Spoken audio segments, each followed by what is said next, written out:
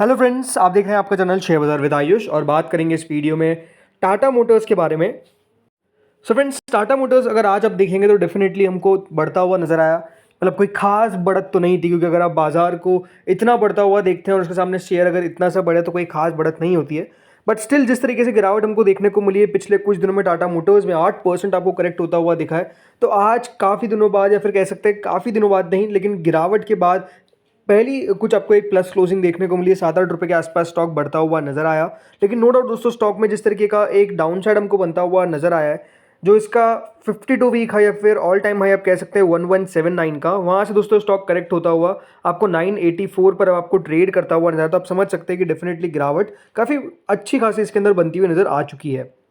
अब देखिए, गिरावट बढ़ती हुई नजर क्यों आई थी, उसके पीछे का रीज़न ये था कि यूबीएस का सेल रिकमेंडेशन कंपनी के ऊपर निकल कर आया और यूबीएस ने टाटा मोटर्स के प्राइस का टारगेट दे दिया जो ऑलमोस्ट 825 रुपीज़। मतलब जिस दिन दोस्तों इसने ट्यूसडे की क्लोजिंग लेवल दिए थे, वहाँ से 20% का डाउन साइड उनको लगता था कि यहाँ पर देखने को मिलेगा। और आप देख सकते हैं उसके बाद स्टॉक में डेफिनेटली एक प्रेशर जो है वो क्रिएट होता हुआ नजर आया। शेयर काफ़ी तेज़ी से नीचे गया और डेफिनेटली यूबीएस ने कुछ क्वेश्चंस रेज कर दिए कंपनी के ऊपर। उन्होंने कहा कि जो जैगुआर लैंड रोवर डिस्काउंट दे रहा है यहाँ पर, उससे भी दिखता है कि डेफिनेटली डिमांड को लेकर अभी काफ़ी चिंताएं हैं। जो डिफेंडर है, रेंज रोवर स्पोर्ट है, जो जेला की प्रीमियम मॉडल है, वहाँ पर एवरेज सेलिंग प्राइस जो है वो हायर है। जो डिमांड है, but the strong demand for these models is beginning to slow down. मतलब उनका ये कहना था कि जो डिमांड है इन सब मॉडल्स को लेकर वो अब थोड़ी सी ठंडी होती हुई दिख रही है, अब अभी उतनी अच्छी नहीं दिख रही है। और ये देखा जाए तो देखिए गलत नहीं कहा गया, बिकॉज ओवरऑल अगर आपने लगातार कंपनी को पढ़ा है तो आपको समझ में आता है कि यहाँ पर कंपनी की जो ग्लोबल कार सेल्स है वो डेफिनेटली थोड़ी सी स्टीम ऑफ होती हुई नज़र आ रही है। और उसका एक बड़ा रीज़न है कि डेफिनेटली दोस्तों स्टॉक में आपको गिरावट देखने को मिली। इसके अलावा भी जब इस बार जब अगस्त का जो डेटा निकल कर आया था दोस्तों यहाँ पर गाड़ी बिक्री का, राइट, तो वो भी कोई खास अच्छा नहीं था, राइट। जब इस बार का डेटा निकल कर आया था दोस्तों, कंपनी की सेल 71,693 यूनिट्स पर आ गई, जो पहले 78,000 यूनिट्स के आसपास थी। 8% का सालाना ड्रॉप देखने को मिल गया। वहीं दोस्तों जो कंपनी का ओवरऑल यहाँ पर आप समझ सकते हैं, जो डोमेस्टिक सेल्स है उसमें डिक्रीज देखने को मिला।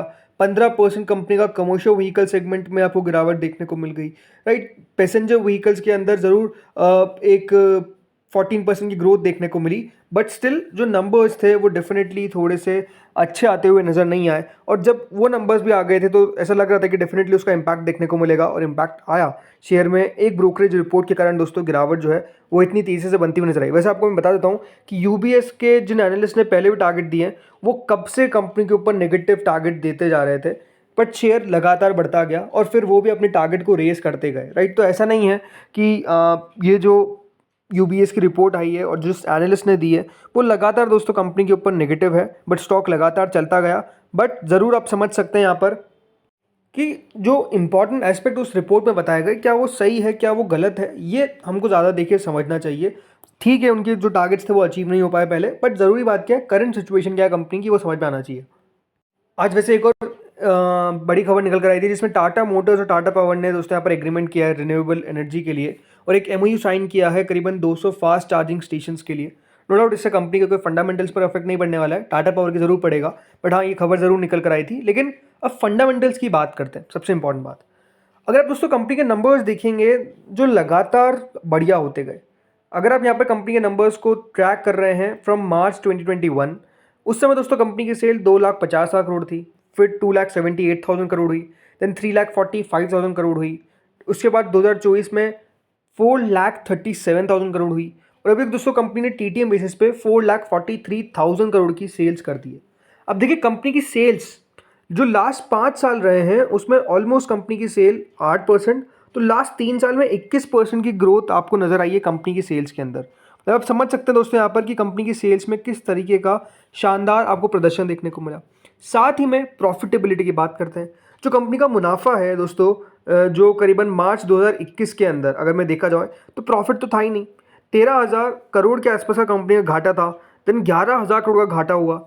फिर दोस्तों कंपनी अपने आप को प्रॉफिटेबल करती है, 2,690 करोड़ का प्रॉफिट आता है, देन उसके अगले ईयर 31,000 करोड़ का प्रॉफिट आता है, और अभी दोस्तों टीटीएम बेसिस पे कंपनी का जो प्रॉफिट है वो करीबन 34,000 करोड़ के आसपास चल रहा है, 34,200 करोड़ के आसपास।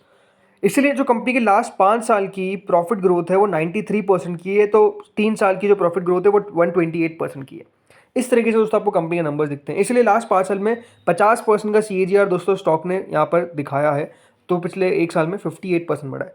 तो आप समझ सकते हैं कि फंडामेंटल्स में कोई बदलाव आया क्या? ऑब्वियस सी बात है, नहीं आया है कंपनी के फंडामेंटल्स में बदलाव। कंपनी का जो स्टॉक का जो प्राइस टू अर्निंग है वो आप देख सकते हैं 10.7 के आसपास का दिखता है, राइट। लेकिन इशू क्या है? इशू यही है दोस्तों कि डिमांड का थोड़ा सा आपको जो पिकअप है वो नज़र नहीं आ पा रहा है। सिंपल सी बात है। देखिए मार्केट्स जो है वो डेफिनेटली शॉर्ट साइटेड भी होते हैं और लॉन्ग टर्म की बात अलग है। ऐसा नहीं कि दोस्तों पहले कभी टाटा मोटर्स में इतनी बड़ी गिरावट नहीं आई है, आई है। ये आप देख सकते हैं पिछले 5 साल में कितनी बार देखिए स्टॉक काफ़ी तेज़ी से नीचे आया है। बट द थिंग इज़ वो आपको समझना पड़ेगा कि शॉर्ट टर्म में जो इम्पैक्ट आता है वो हमेशा जोर का लगता है, बिकॉज उस समय इन्वेस्टर समझ नहीं पाता है कि क्या स्टॉक का यहाँ पर जो टॉप है वो क्रिएट हो चुका है। देखिए मेरे हिसाब से जो ज़रूरी बात है वो यही है कि डिमांड अगले 1-2 महीने में किस तरीके की रहती है। जब कंपनी के Q1 के नतीजे निकल कर आए थे तो कंपनी ने एक बात साफ कही थी कि हम अभी बहुत ज़्यादा बुलिश नहीं है डिमांड को लेकर। मतलब कंपनी खुद कहती थी कि डेफिनेटली डिमांड उतनी ज़्यादा अभी नज़र नहीं आ रही है जितनी नज़र आती है। बट क्योंकि आपको पता है यहाँ पर अगर मैं बात करता हूँ डोमेस्टिकली, बिकॉज ज़रूरी बात क्या है, डोमेस्टिकली तो फेस्टिव सीजन आपको स्टार्ट होता हुआ नज़र आ चुका है। कंपनी पता है आपको ऑफर्स भी देती हुई नज़र आ रही है। तो उस फेस्टिव सीजन से कितना यहाँ पर असर पड़ता हुआ नज़र आता है ये देखने वाली बात होगी। अगर इससे भी डिमांड में उतना पिकअप देखने को नहीं मिला तो ये बात ध्यान रखिएगा, मार्केट डेफिनेटली फिर स्टॉक की प्राइस को डिस्काउंट करेगा। अभी तो डिस्काउंटेड आपको देखने को मिल रहा है। आज ऐसा नहीं कि सिर्फ यहाँ पर दोस्तों जो टाटा मोटर्स है वो अकेला यहाँ पर गिरता हुआ नजर आ रहा है। ओवरऑल जो ऑटो स्टॉक्स हैं वहाँ पर अगर आप नोटिस करेंगे तो डेफिनेटली यहाँ पर मेजर स्टॉक्स में तो ठीक है तेज़ी नजर आई। फॉर एग्जाम्पल देखिए आज मारुति करीबन 1% तक चलता हुआ नजर आया। टू व्हीलर्स में हीरो मोटोकॉर्प दोस्तों करीबन 2.5% चलता हुआ नजर आया अगर आप आज देखेंगे यहाँ पर। M&M दोस्तों आज के दिन के अंदर करीबन 2.83% चलता हुआ नजर आया। तो जो ऑटो स्टॉक्स है वहाँ पर भी अगर आप देखेंगे तो जो पॉकेट्स है कुछ चलते हुए अच्छे खासा नजर आ रहे हैं, राइट। वही टाटा मोटर्स भी है जो उतना खास प्रदर्शन नहीं कर पा रहा है, 1% भी दोस्तों आज आपको कंट्रीब्यूट नहीं कर पाया तेजी के अंदर। तो ये लगता है कि जो टाटा मोटर्स की जो प्रीमियम सेगमेंट की गाड़ियाँ हैं, राइट, जो स्पेसिफिक मैं बात कर रहा हूँ JLR को लेकर, वो किस तरीके का प्रदर्शन करती है वो देखने वाली बात है। अभी भी माना जाता है कि देखिए यूएस के अंदर कंपनी की जो प्रेजेंस है वो स्ट्रांग है, राइट। जो यूएस के अंदर अभी भी गाड़ियाँ बिक रही है वो ठीक है, बट स्टिल JLR की सेल्स भी थोड़ी सी मॉडरेट होती हुई नजर आ रही है। इसीलिए दोस्तों फर्म ने करीबन 2 लाख का डिस्काउंट भी दिया, राइट, जो उनके फेस्टिव सीजन में स्टार्ट हुआ है इंडिया के अंदर मैं बात कर रहा हूँ। इसके अलावा अगर आप देख सकते हैं European passenger vehicle markets is under stress, China PV sales are also weak, US market relatively strong है। तो ये ज़रूर है कि दोस्तों यहाँ पर यूरोपियन मार्केट्स में किस तरीके का आगे चलकर आपको नंबर्स देखने को मिलते हैं, चाइना PV किस तरीके से करता हुआ नजर आता है, जो यूके के अंदर है वहाँ पर भी दोस्तों कंपनी इंसेंटिव्स दे रही है अपने कार्स के ऊपर। आई थिंक ये सारी चीज़ें हैं जो मेरे हिसाब से मार्केट्स को पसंद नहीं आ रही है।